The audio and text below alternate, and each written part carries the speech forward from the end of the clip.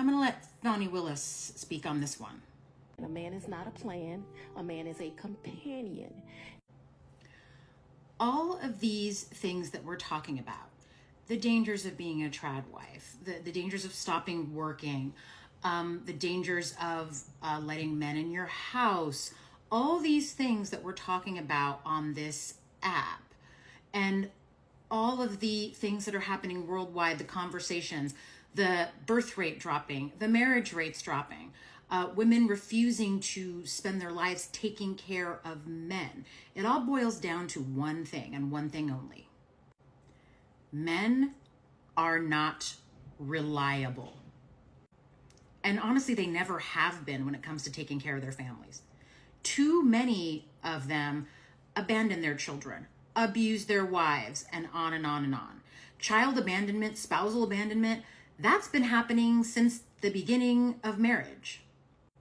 I remember I went to the Tenement Museum in New York City a couple years ago, and the tour that I took was focused on a particular family. And in that family, it was about a single mother. This was like 1905, 1901, something like that. A single mother was taking care of her like 2 or 3 daughters because her husband had abandoned her. And that tenement house was the only place that she could afford to live. And even with that, she needed help. She needed her neighbors to help her get by. And it was very difficult because, again, it was like 1901, right? Husbands have been abandoning their families forever.